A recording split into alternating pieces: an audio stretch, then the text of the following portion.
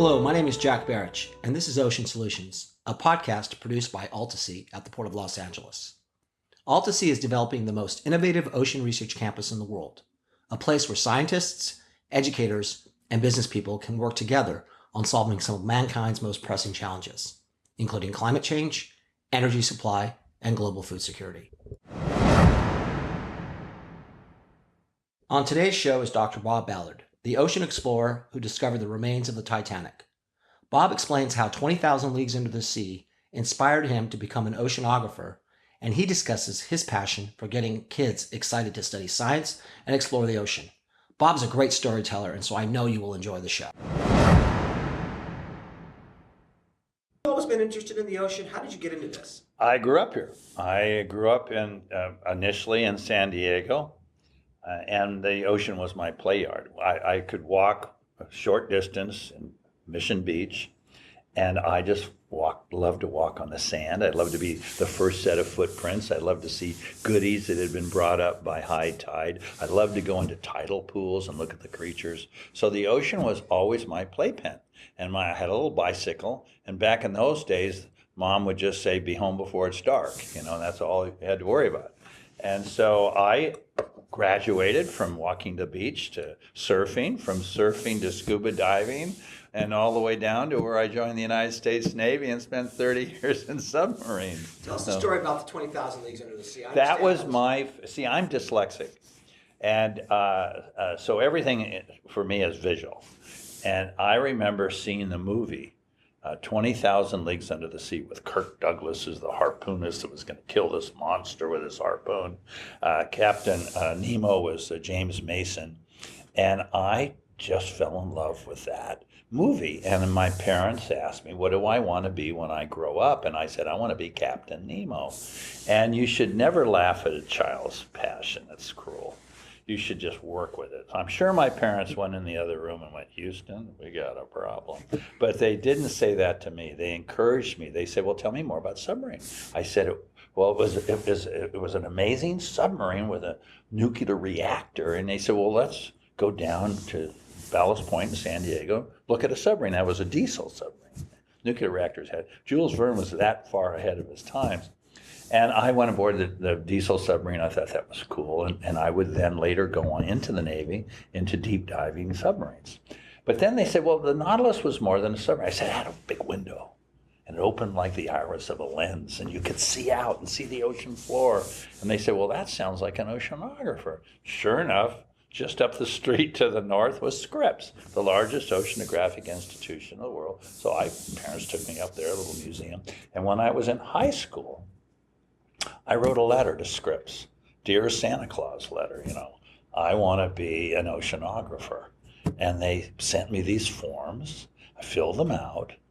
And 60 years ago this summer, when I was 17, they accepted me and took me out to sea on my first oceanographic expedition.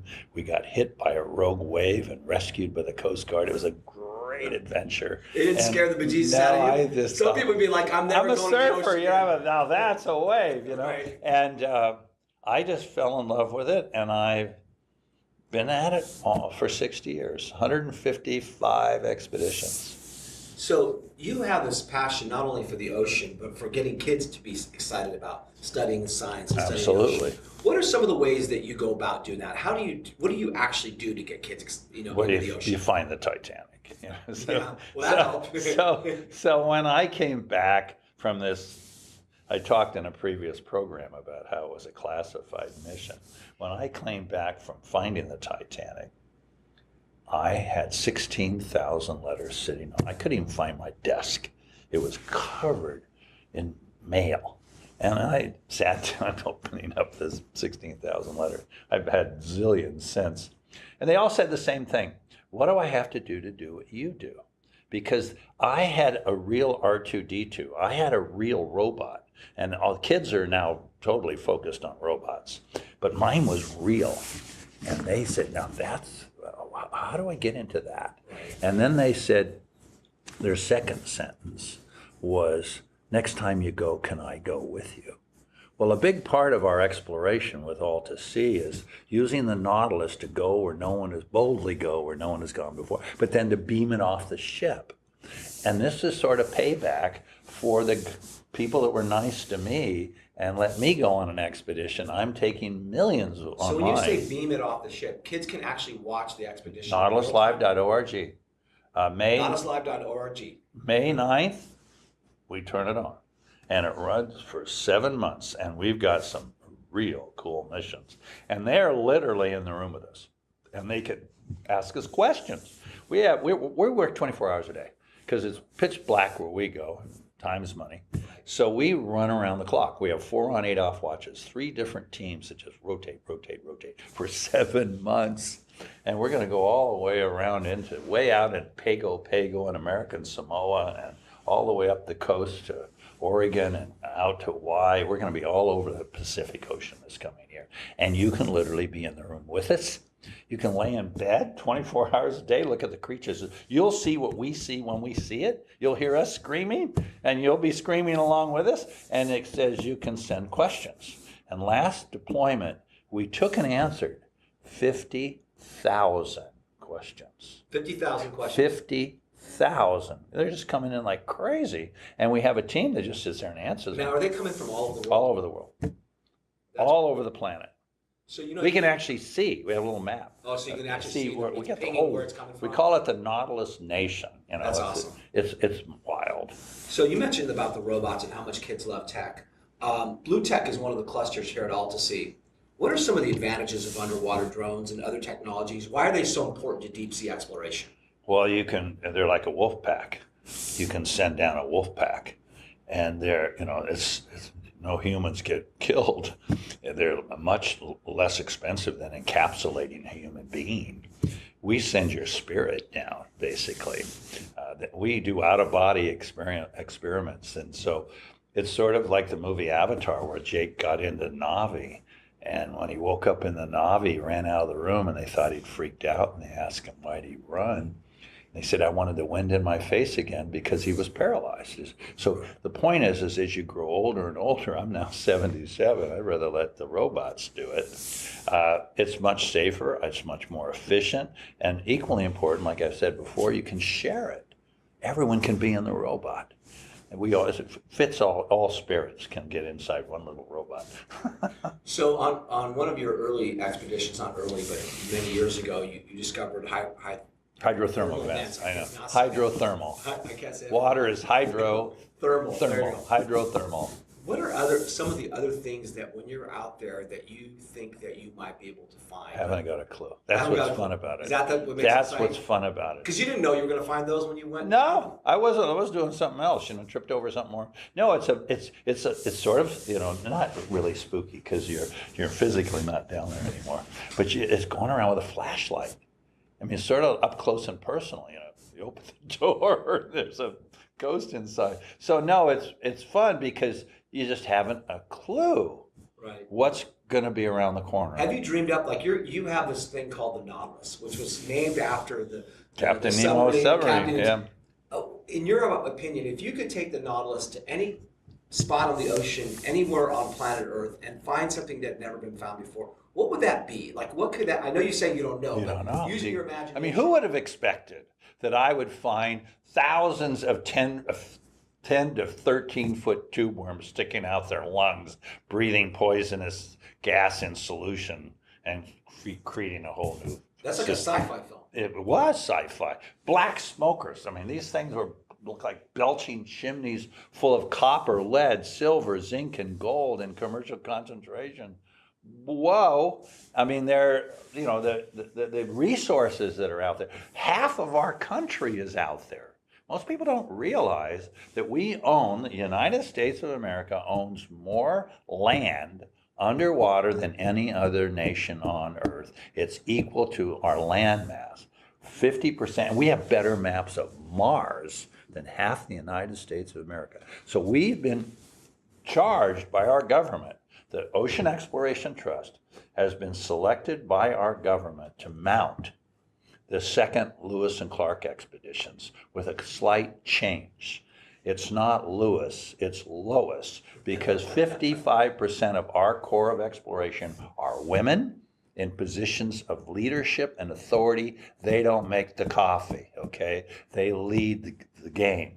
And Allison, Nicole, amazing women that are now leading our team of explorers beginning in just a few weeks. Can't get better than that. How did you come about becoming such a feminist? I'll tell you why. No, it's interesting because I'll tell you why. old white First, guy who doesn't, Yeah, I know, but it's actually selfishly motivated. Women outperform men at all levels of education now. It's true. Okay, 55% of the college population is women, so it's a safe number to pick 55%. Equally important, the more you empower women, they don't have kids early. The average age of a mother, on average, on Earth, right, 19. What's a 19-year-old having a 14-year-old? Because it's an average. Right. No, the more you empower women. I mean, my wife, who's an amazing professional television producer for National Geographic, we had our children when my wife was 40, late 40s. I was 50s. So we were able to jump over multiple generations. So we only replaced ourselves. We have 2 children, Emily Rose with a button nose, who's following my wife's footsteps. My son's in international law and diplomacy. These 2 kids are equal to us with a big spread in between. Right. So the Earth can't support an unlimited number of humans. We know what the number is. It's 10.5 billion because we can't feed them. Right. And we're running out of space. Think about this number. 95% of all humans live on less than 5% of Earth. Isn't that pretty staggering? Right. 95% of all humans are on less than, because only that 5% is where they want to live. Right. The rest is ocean, 72%, and of the 28% of land, 40% is uninhabitable. It's polar regions and desert regions. Sure. Now, we are in a little footprint, and we're making a mess of it. And so we need to get it under control, and the best way to get it under control is to empower women, and they will not have children at teenagers. Right. They will say, I'll get around to that later, but I got a career. Right, yeah. And so the more you give them those opportunities, the facts are what they are. On a previous show, we talked about all the solutions that the ocean can have in terms of feeding the planet. But so there's other things, pharmaceuticals, there's energy, there's minerals, there's everything. There's sanctuaries to become the nurseries. We have a huge program with the National Marine Sanctuary Program. All along the coast of California are sanctuaries, because this is where where they can little guys can get bigger. It's like the mangrove swamps. You need to have places where little guys can grow, and then out of that is a nursery, and that'll feed the commercial fishermen. But more as we move away from catching wild animals to farming, the wild stock will come back. I mean, where I live in Connecticut, it's overrun with deer and every animal you can imagine. Right. We have turkey like by the thousands. Okay, I'd rather get a big fat one. Right. But so the more you move to farming and herding, you take the pressure off the wild stock, and it all bounces back. Right. So what's next for the Ocean Exploration Trust and the Nautilus? You're about to go on this big journey that you'd like to do every summer. Is there anything else around the horizon that you're excited about? Well, working with Alta Sea so kids can. I can't wait to build an exhibit center. Right. I'm just chomping at the bit to be able to have a place where kids can come and touch the ship and see the toys and get to meet people, and that's the long-term vision of Alta Sea. And when you meet these kids, what's your takeaway? I love them. I love kids. I love middle school kids the most. I was just in Kansas a couple of days ago because that's where I grew up, and so I was talking to a bunch of kids. Are kids. I mean, I go all over this country. I'll be in Mississippi tomorrow. I was in Kansas 2 days ago. Here I am in LA, and then I'll be back in Connecticut. I know this country. I'm 13th generation. I've been all over this place, and kids are kids. And they are born scientists. Their first question they ask is why? Right. And with 3 Ys, they exhaust your total knowledge of any subject. No, I love kids because that flame of curiosity is given to them at birth, and I want to make sure no one blows out that pilot light. And so sort of your mission now is where maybe in the 20th century, especially the second half of the 20th century, kids were looking to space. It was a big thing to go to the space. Now your mission is to get these kids to live in harmony with planet Earth. Right. It's called the concept of Gaia. You might want to have people out there look that up. And it's by a fellow dyslexic, Dr. Lovejoy, who talks about how the Earth is actually a creature living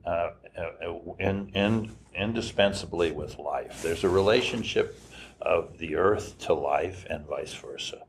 And now we need to understand that this creature we're living on is getting very upset with our presence. Look how the Earth is fighting back right now. Most people take the Earth as a passive victim. It's not. It's an active player. Look at this incidence of tornado. Look at the anger of the atmosphere and the anger of the ocean. I just had to pay more insurance on my ship for rogue waves. The ocean's getting energized. The Earth is fighting back. And we need to be aware. We got to cut a deal with this planet, or it's going to get rid of us. And the ocean's the way to do that. And the ocean's a critical player. Yeah. All right. Well, hey, Bob, thank you very much. Always fascinating to talk to you. NautilusLive.org. That's it. Thank you for listening to Ocean Solutions, produced by AltaSea at the Port of Los Angeles. To learn more about AltaSea, please visit altasea.org.